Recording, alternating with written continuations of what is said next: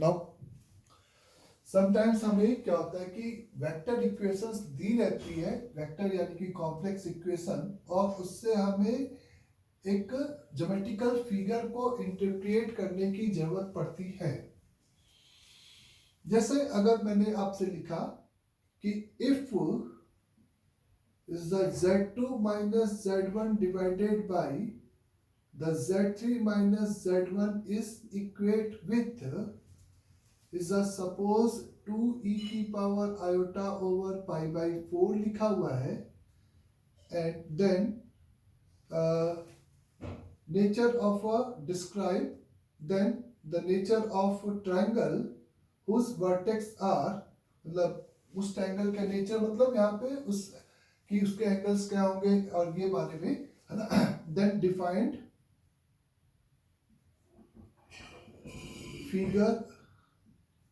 Figure of triangle whose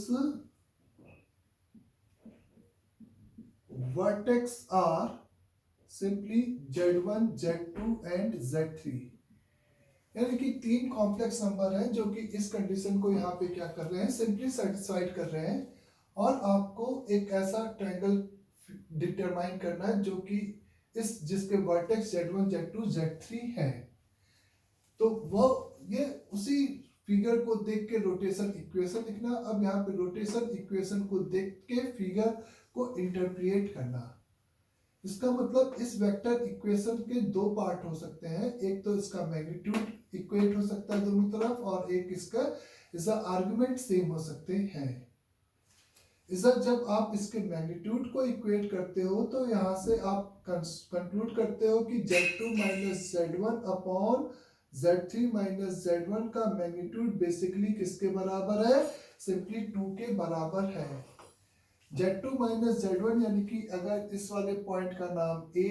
b और c अगर अपन ने दे दिया तो यहाँ से अपन कंक्लूड कर रहे हैं कि ab is equal the twice of AC length है। AB is equal the twice of AC length, simple यहाँ पर आपको गिवन है। ये बात सभी को क्लियर अच्छे से। AB is equal the twice of AC। The second is अगर हम argument of the z2 minus z1 divided by the z3 minus z1 is कर रहे हैं तो इस पूरे का आर्गुमेंट सिंपली आपका क्या हो जाएगा, पाई बाई 4। तो आप मेरे से कह सकते हो ये रिलेशन तब होल्ड करेगा जिसमें z1 मतलब z1 कॉमन पॉइंट है, मतलब z2 z1 और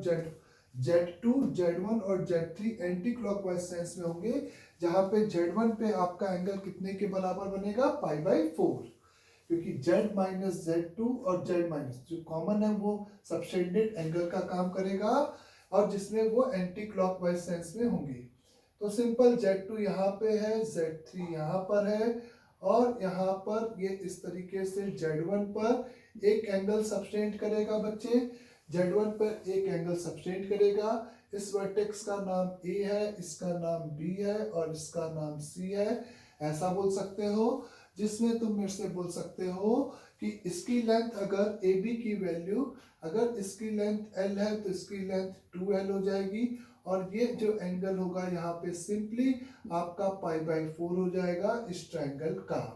तो z1 z2 z1 कैसे पकड़ा, ये z2 z3 is a common difference है, इज अ z2 z3 और z1 बीच का पॉइंट हो गया। तो z2 z1 और z3 एंटी क्लॉकवाइज सेंस में simple pi by 4 subtended angle वाला ये पॉइंट होगा।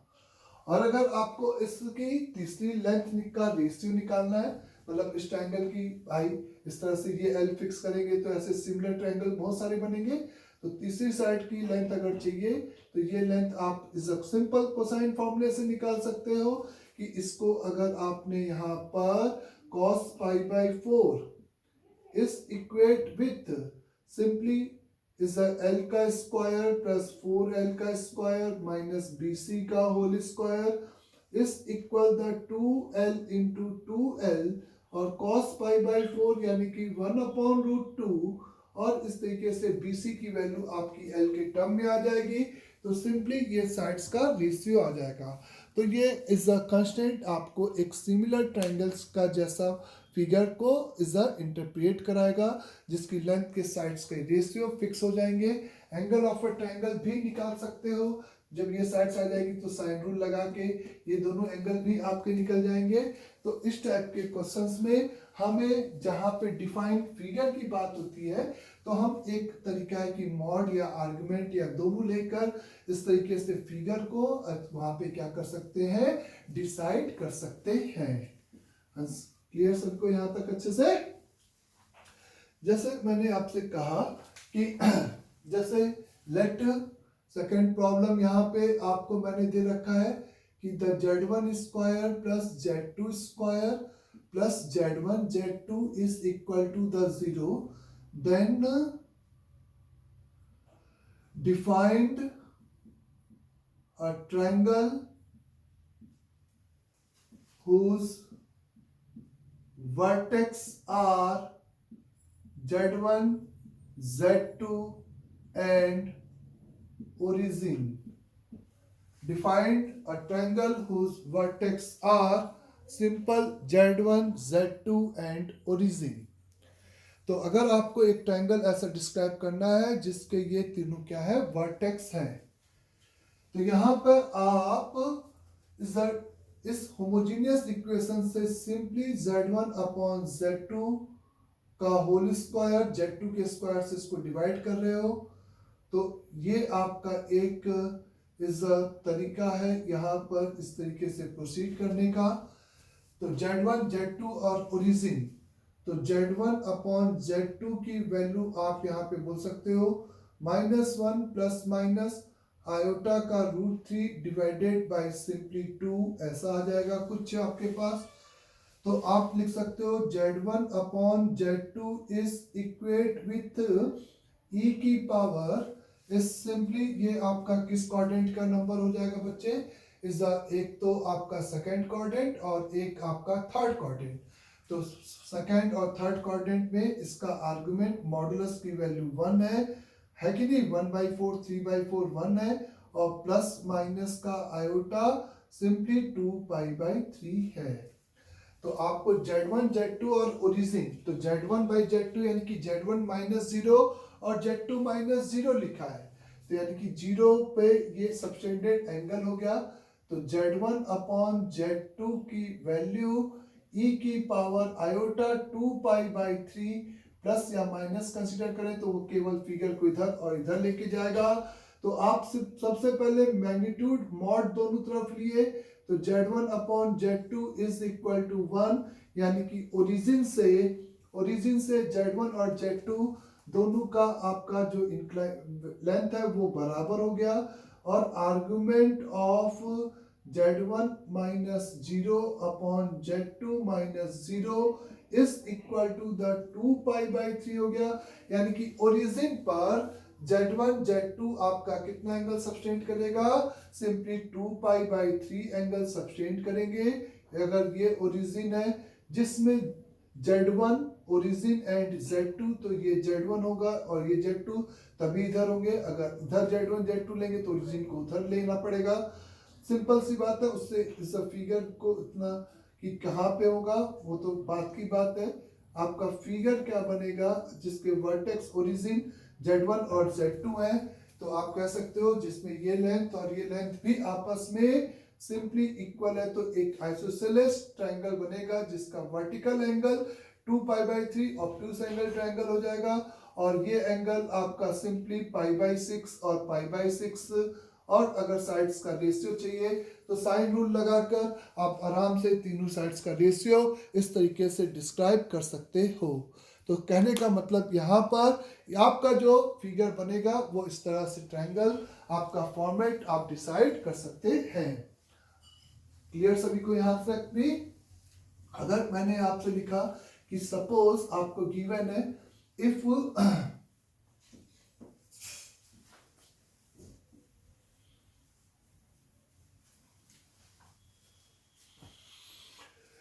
simply if Z1, Z2 and Z3 are three distinct complex number, are complex number, तो इस एज्यूम दैट की distinct such that the 2 divided by z1 is equal 1 upon z2 plus 1 upon z3, then prove that the origin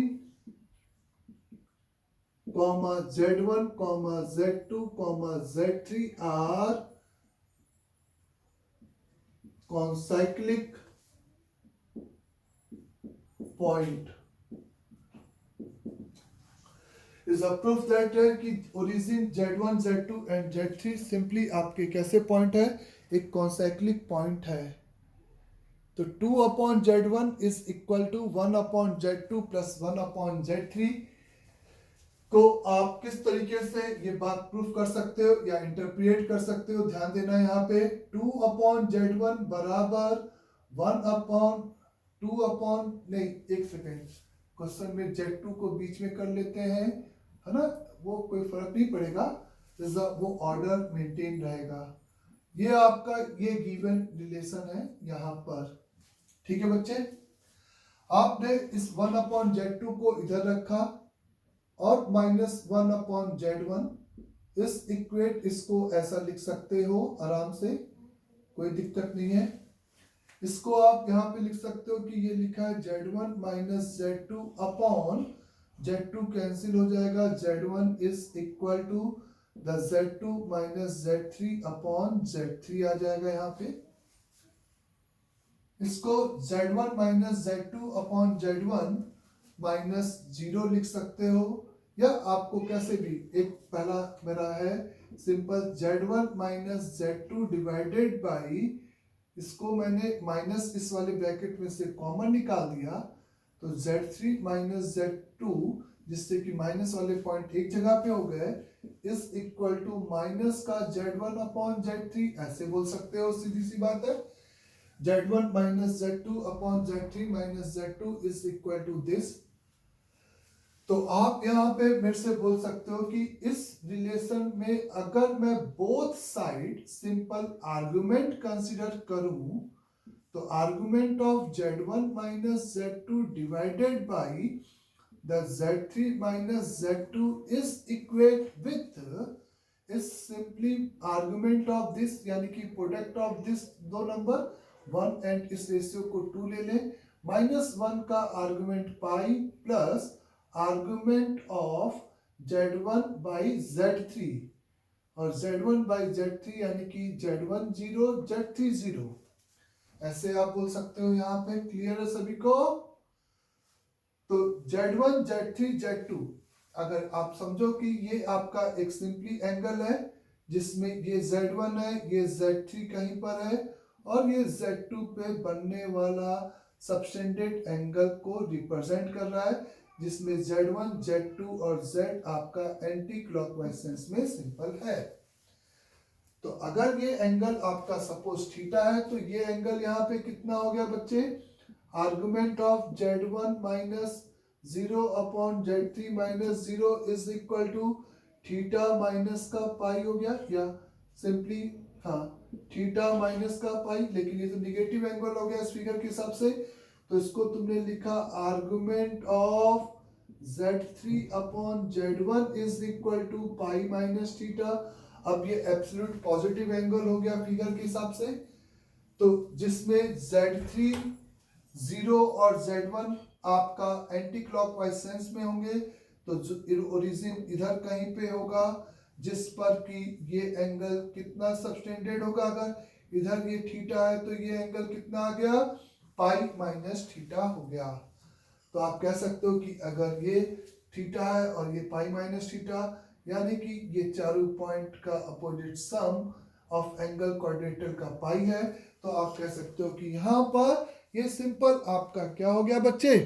ये simply आपका concyclic points को इस तरीके से represent करेगा। आप यहीं पे z1 माइनस 0, इसको z1 माइनस 0 और इसको z3 माइनस 0 की जगह पर 0 माइनस z3 लिखना चाहते हो, तो एक और माइनस आएगा, तो यहाँ पे आप कह सकते हो Z1 पे जो सबटेंडेड एंगल है और Z3 पे सबटेंडेड एंगल का सम भी पाई है, तो वो इस तरीके से आप प्रूफ कर सकते हो। चाहो तो कैसे भी मैनिपुलेट करो, तो आर्गुमेंट लेने पर ये आपका हैंस प्रूव्ड हो गया कि ये चारों पॉइंट पक्का एक सर्कल पे लाई करेंगे। ये चारों पॉइंट कौन कौन से, origin Z1, Z2 and Z3 इस तरीके से आपके किस पे लाई करेंगे, सिंपली एज अ एक सर्कल पे लाई करेंगे। आया सबको समझ में यहां तक बच्चे?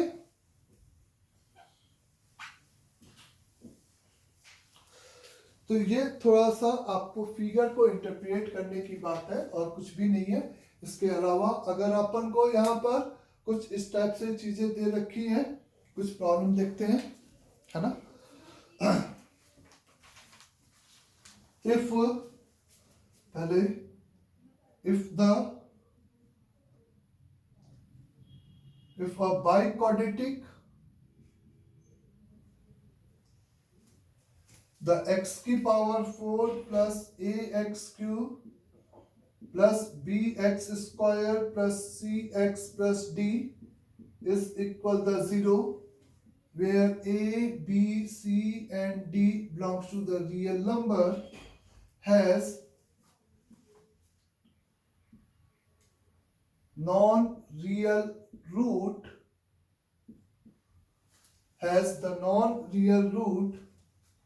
the two with comma the two with sum, जिसमें से the two with sum is equal the 3 plus 4 iota and the product of other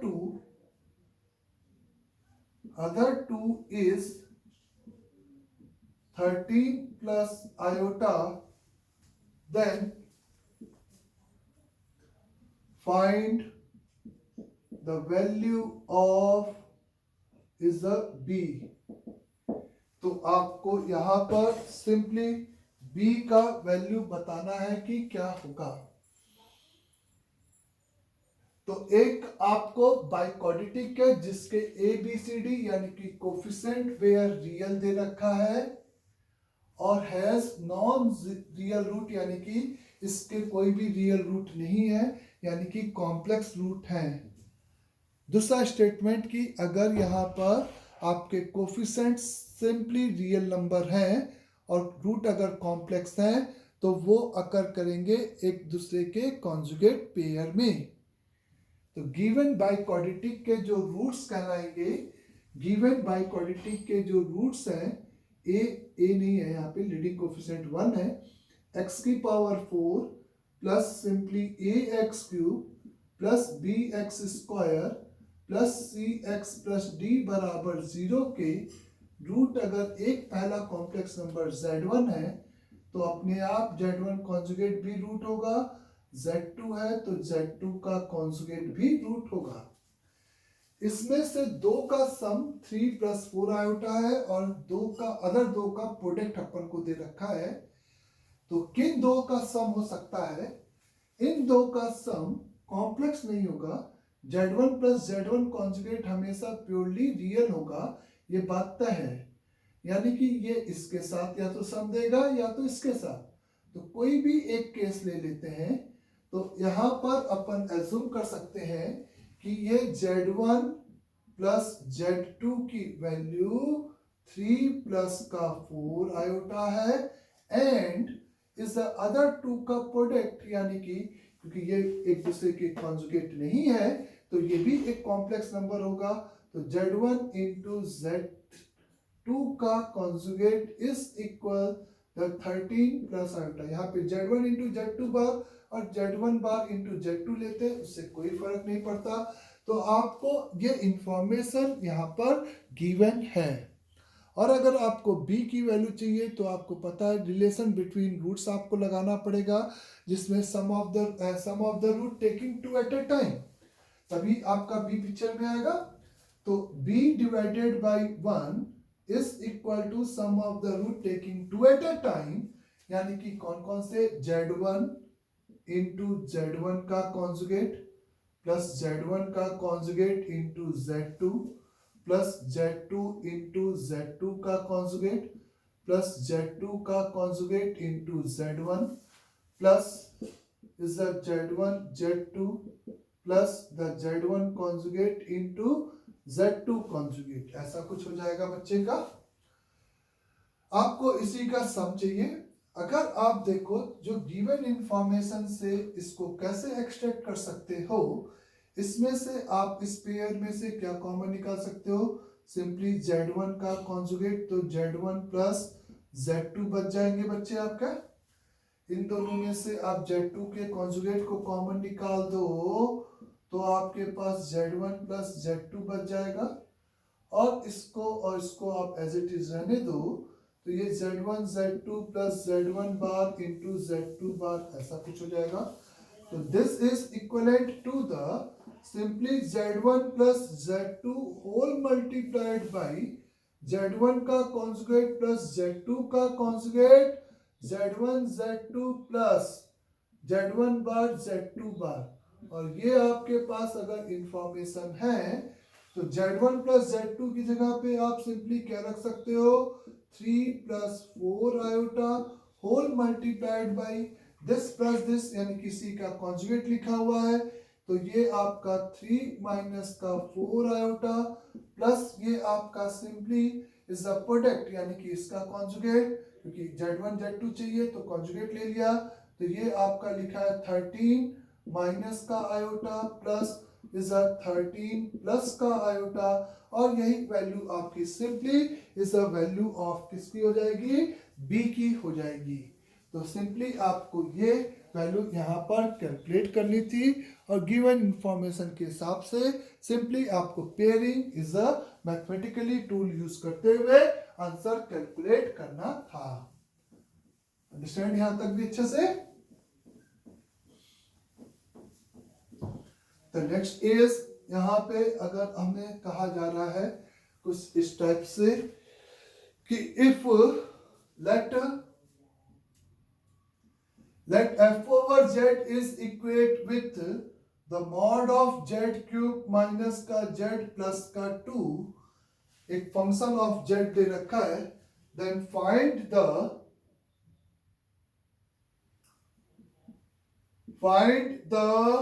maximum value of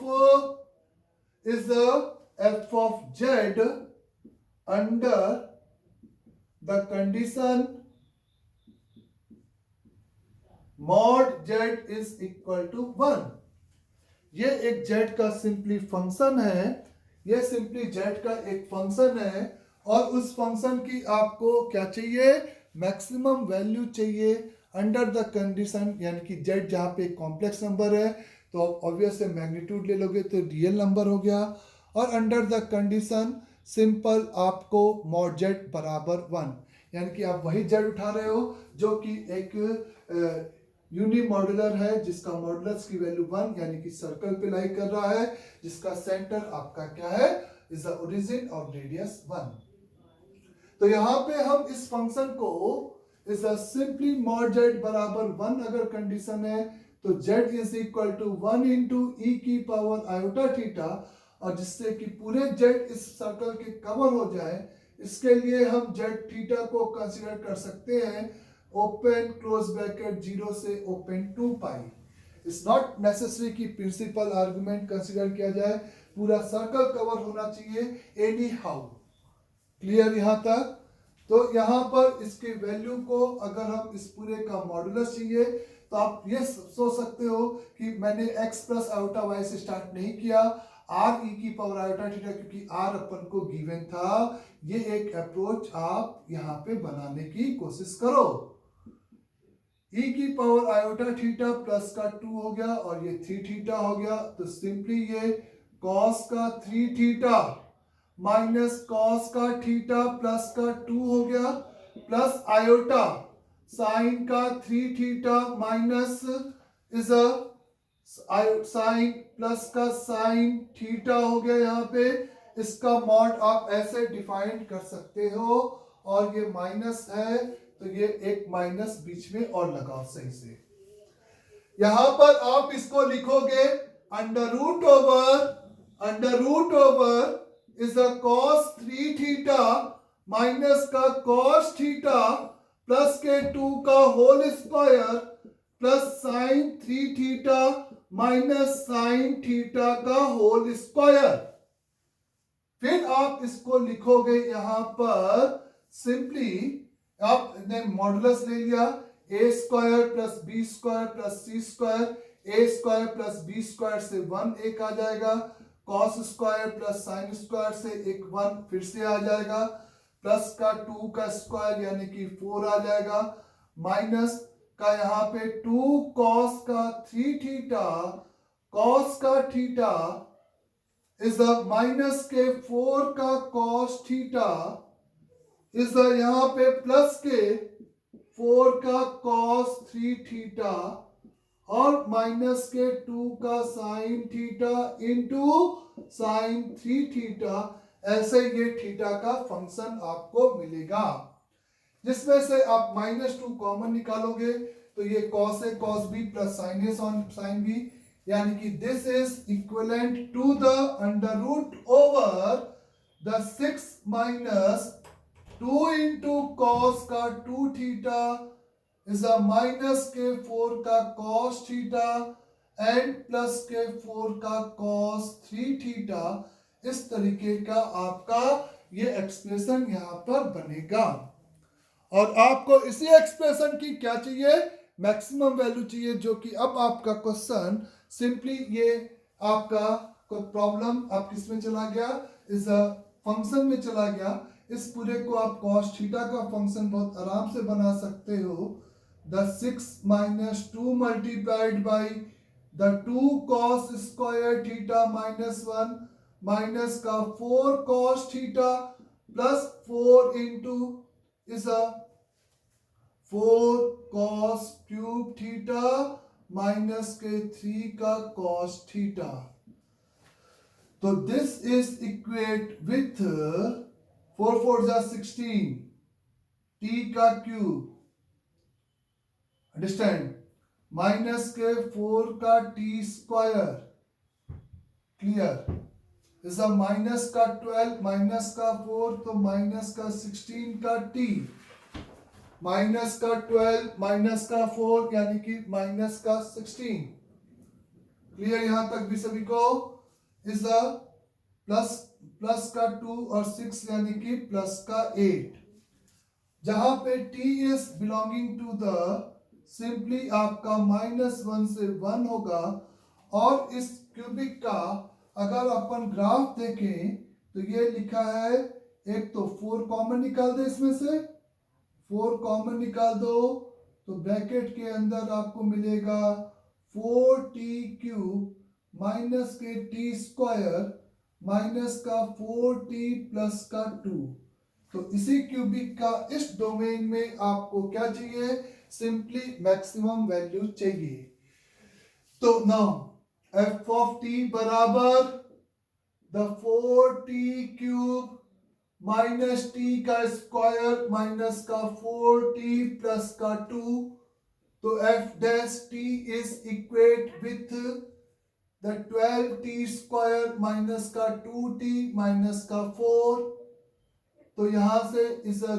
-1 से 1 के बीच में इसका जो रूट आ रहा है वो देख लो। तो -1 से 1 के बीच में रूट की वैल्यू देखने के लिए आप यहां पर देखो तो इसका जो टर्निंग पॉइंट है स्क्वाड्रेटिक का, इस टर्निंग पॉइंट स्क्वाड्रेटिक का बच्चे कहां पर है, -1/12 यानी कि 1/12 पे एक स्टेटमेंट, 1 यहां पर है, -1 यहां पर है, 1 पर वैल्यू, 1 पे वैल्यू इसके पास कितनी है बच्चे, इज 12 माइनस का 6 यानी कि 6 है, -1 पे वैल्यू 12 प्लस 2 माइनस 4 यानी कि ऑब्वियस है 10 है, और एक अपवर्ड ओपनिंग पैराबोला, इन दोनों पे वैल्यू पॉजिटिव यानी कि ये कुछ ग्राफ इसका -1 से 1 के बीच में ऐसे जाएगा। तो आप नोटिस कर सकते हो कि मैक्सिमम वैल्यू इसकी कितनी हो जाएगी। सिंपली यहाँ पर इसकी मैक्सिमम वैल्यू अगर देखनी है तो वो ग्राफ मेरा कट गया है, शायद कट गया है क्या बच्चे, इज वो ग्राफ कट चुका है ऊपर। तो ये आपके पास क्यूबिक आया और इस क्यूबिक का ग्राफ इज बोर्ड कट रहा है, तो ये ग्राफ फिर से देख लो। यहाँ पे इज सिंपली -1 और 1 टर्निंग पॉइंट 1/12। इस पर ये वैल्यू सिंपली आपकी कितनी आ रही है, सिंपल ये वैल्यू यहाँ पे 6 है और यहाँ पर ये वैल्यू इज 10 है। और आप कह सकते हो कि मैक्सिमम चाहिए था तो 110 आंसर हो जाएगा। तो इस फंक्शन की आपको मैक्सिमम वैल्यू चाहिए थी, तो आंसर इज सिंपली 10 के बराबर आप बोल सकते हो। अंडरस्टैंड।